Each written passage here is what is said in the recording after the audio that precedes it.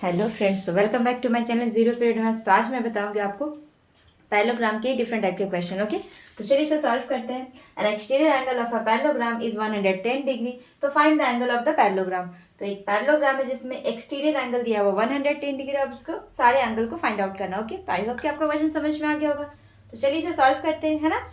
तो यहाँ पे देखिए, सबसे पहले हम इसका एक पैरेललोग्राम बनाते हैं, क्योंकि पैरेललोग्राम बना करके हम आसानी से फिगर को कनेक्ट कर सकते हैं ना, कोई भी क्वेश्चन को। तो पी क्यू आर एस एक पैरेललोग्राम है, क्लियर है यहाँ पे। अब देखिए यहाँ पे तो एक एक्सटीरियर एंगल दिया हुआ है। एक्सटीरियर मतलब हम जब इस एंगल को, जब इस लाइन को आगे एक्सटेंड कर देते हैं, तो यहाँ पर जो एंगल बनेगा ना, वो हो गया आपका एक्सटीरियर एंगल।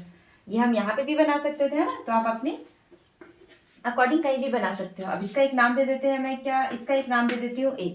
ओके, तो यहाँ पर एक एंगल है। अब मुझे बताना है कि इसके सारे एंगल्स को फाइंड आउट करना है, इसके अंदर के सारे एंगल को। ओके, तो देखिए सबसे पहले गिवन में आप क्या लिखोगे, तो आपको इस टाइप के क्वेश्चन को बनाने से पहले ना स्टेटमेंट जरूर लिखना है। गिवन हम यहाँ पे लिख देंगे P Q R S is a parallelogram. ठीक है, क्लियर है यहाँ तक। अब देखो इसमें क्या होता है ना, तो ये आपका एक्सटीरियर एंगल दिया हुआ। अब आप एक कंसेप्ट याद करो कि जब मैं इस आर को आगे की ओर ड्रॉ करूंगी, तो ये एंगल और ये एंगल दोनों का 180 होगा ना। 180 कैसे होगा भाई, तो लीनियर पेयर से, है ना। ये 180 के इक्वल होता है, तो हम यहाँ पे लिख सकते हैं angle P S A plus angle P S R equal to 180 degree ना। तो रीजन यहाँ पे आप लिख सकते हो क्या, तो ये हो गया आपका लीनियर पेयर। तो पी एस ए कितना है भाई, तो पी एस ए है 110 degree plus P S are कितना है, तो 180 डिग्री। अब देखो मुझे एक भी एंगल यहाँ पे पता नहीं था, लेकिन हम कैसे इससे फाइंड कर सकते हैं आसानी से। तो 180 माइनस 110 हो गया आपका 70 डिग्री, तो ये आ गया आपका 70 डिग्री। अब जब आपको ये 70 पता है, तो ये भी पता हो गया ना, क्योंकि एक पैरेललोग्राम में अपोजिट एंगल क्या होते हैं, इसके इक्वल होते हैं। तो यहाँ पर हम कह सकते हैं कि angle P S R equal to angle Q equal to 70 degree, है ना।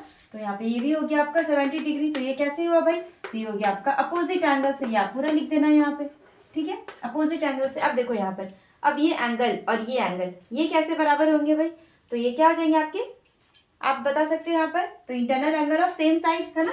तो हम यहाँ पे लिख सकते हैं कि S P Q plus angle P S R equal to 180 degree. तो पी एस आर आपके क्या हो जाएंगे भाई, तो पी एस आर तो आपको 70 पता है, ये तो हमको फाइंड आउट करना है एस पी क्यू। तो angle S P Q equal to 180 minus 70, है ना। 180 माइनस 70 कितना हो गया भाई, 110। तो ये भी हो गया आपके 110। अब ये 110 है, तो ये कितना हो जाएगा आर का वैल्यू। तो हम यहाँ पे लिख सकते हैं कि S P Q equal to angle R equal to 110। तो ये भी हो गया आपके अपोजिट एंगल से। तो इस तरह से आप सारे एंगल को फाइंड आउट कर सकते हो, है ना। यहाँ पे हो गया आपका 110, है ना। तो आई होप कि आपको ये क्वेश्चन समझ में आ गया होगा।